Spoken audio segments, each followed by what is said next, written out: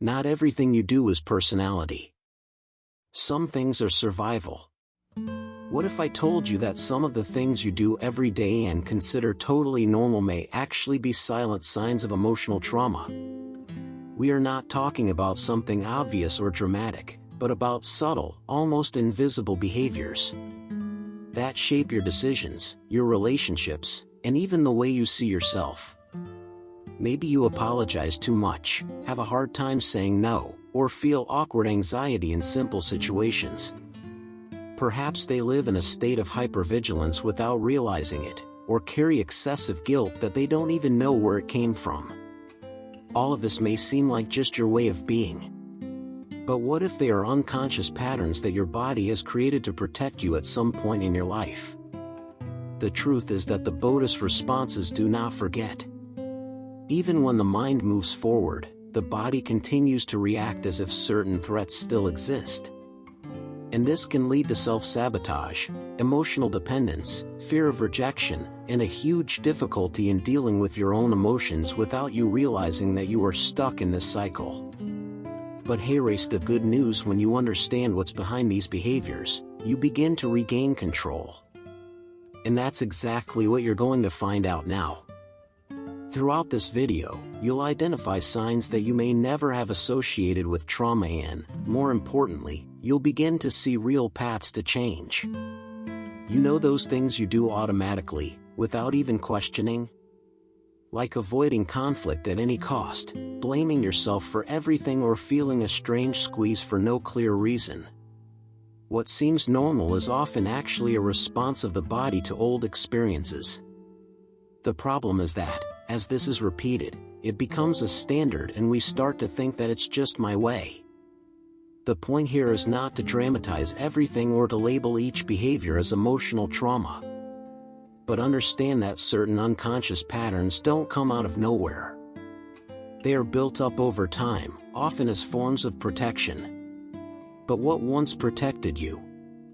Today it may be limiting you, fueling anxiety, hypervigilance, and even self-sabotage without you realizing it. And here's the most curious thing your body doesn't forget. Even if your mind tries to move on, the Bodhi's responses continue to react as if that danger still exists.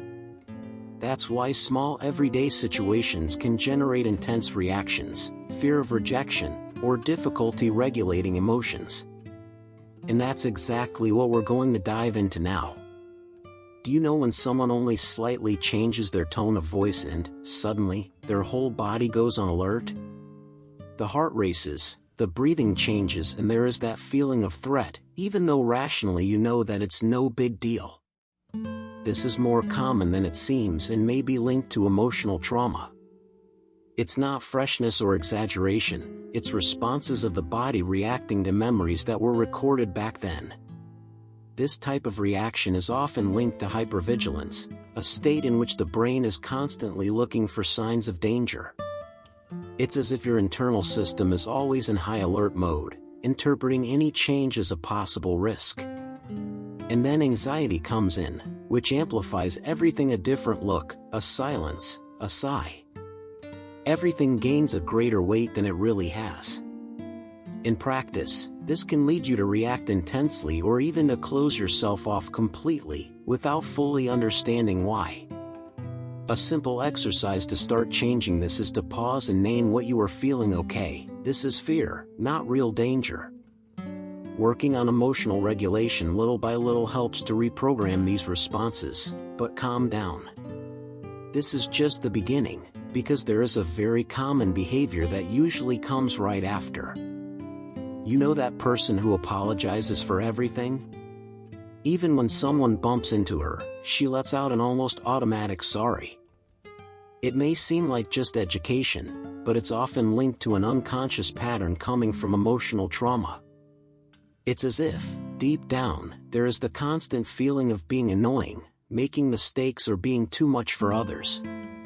This behavior often goes hand in hand with excessive guilt and fear of rejection. The person tries to avoid any conflict or discomfort by taking on responsibilities that are not even theirs. It's a form of protection. If I blame myself first, maybe you'll avoid being criticized later. But this fuels anxiety, reinforces emotional dependence, and weakens one's own perception of value. A practical step here is to start observing, was this really my responsibility?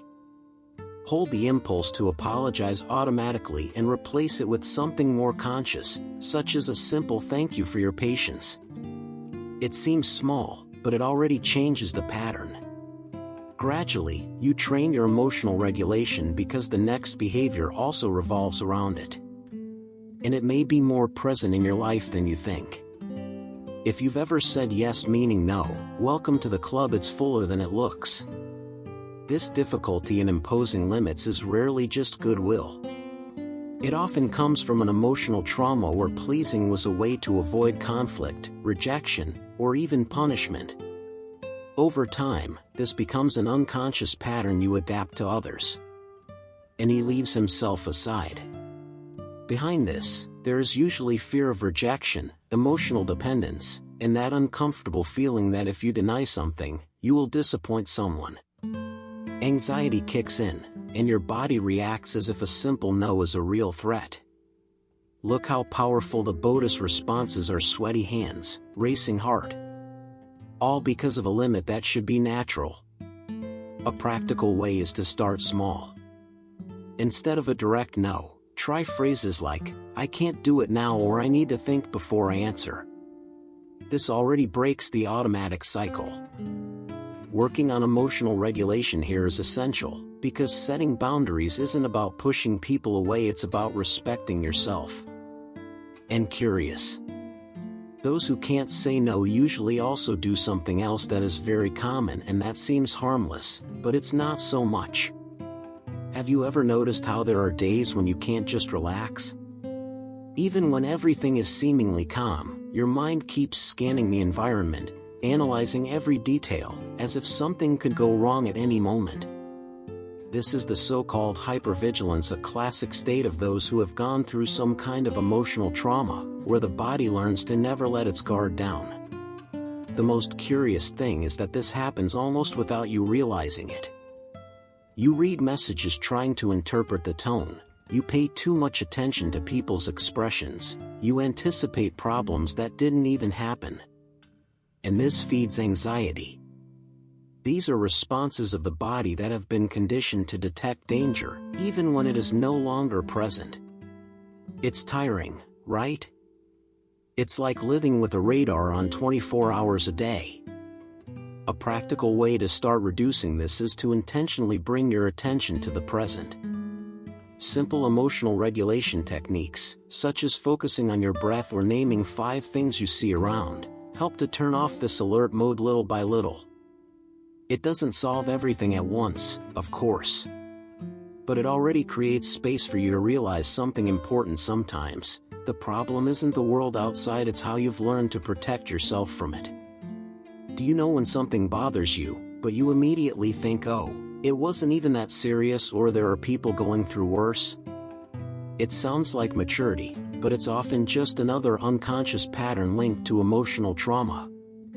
You learned, at some point, that feeling too much was not safe, so you started to ignore what you feel as a form of protection. The problem is that emotions don't go away just because you've decided to disregard. They are still there, accumulating, and the body finds a way to show it through anxiety, tension, or even unexpected reactions. These responses from the body are clear signs that your emotional regulation is being ignored, and the more you invalidate what you feel, the harder it becomes to truly understand yourself. A simple and powerful exercise is to replace "it's nothing" with "this makes sense to me now." Validating does not mean dramatizing, but acknowledging.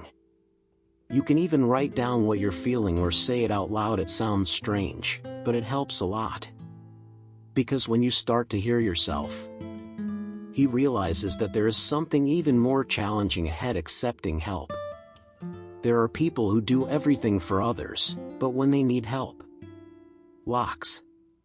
She says, "Let me solve it," even though she is overloaded. This may seem like independence, but it is often rooted in emotional trauma. Back then, You may have learned that depending on someone was risky, so you created this unconscious pattern of "I can handle it alone." Deep down, this is usually accompanied by fear of rejection, excessive guilt, and even a certain distrust when something is too good. The mind even understands that someone wants to help, but the botus responses are on alert, as if there is a hidden price in this. And then, without realizing it, you enter a cycle of self-sabotage. You need support, but you reject exactly what could alleviate. A practical way to start changing this is to accept small help on a daily basis. Simple things, like letting someone help you with a task or just listening without interrupting. This strengthens your emotional regulation and reprograms this idea that support is not a threat. And curious.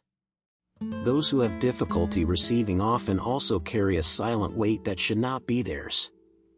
If you tend to feel responsible for everything, even what clearly doesn't depend on you, that's not just guilty conscience. Often, it's excessive guilt rooted in emotional trauma. It's as if, at some point in your life, you had learned that you needed to take control of everything to avoid problems, even when it didn't make sense. This unconscious pattern causes you to absorb other people's emotions, conflicts, and even mistakes. And that's where that combo comes in: anxiety, fear of rejection, and difficulty in saying no. The botus responses kick in, pushing you to try to fix everything around. But it tires you and, worse, puts you in a place where you always feel indebted to the world. A practical exercise here is to ask yourself, is this really my responsibility, or am I assuming it out of habit? It sounds simple, but it changes a lot. Creating this pause helps with emotional regulation and gives you back clarity, because when you start letting go of what's not yours, you realize something curious: trusting what is good can be more difficult than it seems. It may seem strange, but many people feel more comfortable in chaos than in calm. When something good happens, a healthy relationship, an opportunity, a moment of peace, there comes that distrust: this won't last, or there's something wrong here. This unconscious pattern is often rooted in emotional trauma, where the brain learned that safety was not stable. That's where hypervigilance comes in again, but now focused on what's positive. Instead of taking advantage, you analyze, doubt, and even create negative scenarios. The botus responses go along with this: anxiety, tension, a constant feeling that something is going to fall apart. It's as if your system is more used to alerting than reassuring. An important step is to begin to tolerate the discomfort of what is good. It seems contradictory, but that's exactly what it is. When something positive happens, instead of looking for faults, try to just observe and stay there. Working on emotional regulation at this point is essential to break the cycle. Because, without realizing it, this difficulty can lead to a very common behavior, and one that sabotages everything. When everything starts to work out, and out of nowhere, you make something that spoils. He pushes someone away, procrastinates an opportunity, or loses interest without a clear explanation. This is more common than it sounds, and it's often linked to self-sabotage, an unconscious pattern deeply connected to emotional trauma. Deep down, it's as if a part of you doesn't believe it deserves it. This behavior usually goes hand in hand with fear of rejection, emotional dependence, and that difficulty in trusting in good things. The botus responses kick in before you even know it: anxiety, tension, and a strange urge to get away or screw it up before something goes wrong. It sounds contradictory, but it's a way to stay in control even if it hurts you. A practical step is to start identifying the exact moment when this impulse arises. Ask, what am I trying to avoid feeling right now? This awareness strengthens your emotional regulation and weakens the pattern. It's not about forcing yourself to change all at once, but about stopping the automatic. And when you start to see that more clearly, an inevitable question arises: where did all this come from? Now it starts to make more sense, right? These behaviors did not come out of nowhere. Back then, at some point in your life, they were needed. Emotional trauma isn't just about big events. Sometimes it's repeated experiences that have taught your body to react in certain ways. And these body responses were registered as survival strategies. Hypervigilance, anxiety, difficulty saying no, excessive guilt, All of this may have been useful in some context. Maybe you needed to please to avoid conflict, or anticipate so as not to be caught by surprise. The problem is that these unconscious patterns remain active, even when the scenario has already changed. It's like using an umbrella indoors. It doesn't make sense anymore, but you don't even realize you're still holding it. Understanding this is a complete game changer. Instead of judging yourself or calling yourself complicated, you begin to see more clearly. That was an adaptation, and this awareness is already a huge step in emotional regulation, because when you understand the origin, it makes room for something even more important, the real possibility of change. Now comes the part that many people avoid, but that changes everything: taking responsibility for one's own change. Not in the sense of excessive guilt, but of protagonism, because, yes, emotional trauma explains a lot, but it doesn't have to define your future. Awareness of these unconscious patterns already puts you a few steps ahead of most people. The next step is to start acting intentionally. Small changes in everyday life, such as observing your bodhi's responses, working on emotional regulation, and questioning automatic thoughts, already create a real impact. And hey, raise an important point: you don't have to do it alone. Seeking help, especially therapy, is not a sign of weakness, it is a strategy. Even if you want to start, approaches such as cognitive behavioral therapy help a lot to identify and modify these patterns, while psychodynamic psychotherapy deepens the understanding of emotional origins.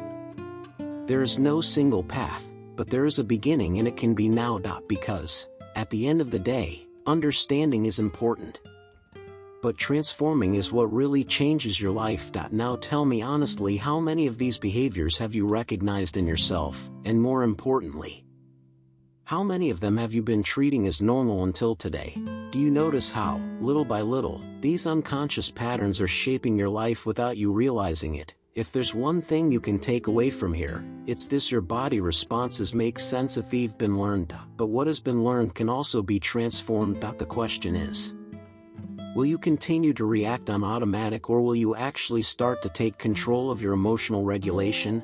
Maybe you don't change everything at once, and you don't even have to. But what if today you started to observe more, to listen to yourself more, and to question these patterns with a little more awareness? Small steps already break huge cycles of self-sabotage, anxiety, and fear of rejection. And now I leave you with this reflection: what would your life be like if you were no longer guided by these invisible patterns? If this content made sense to you, subscribe to the channel and activate notifications, because here, we not only understand the mind, we learn to transform it.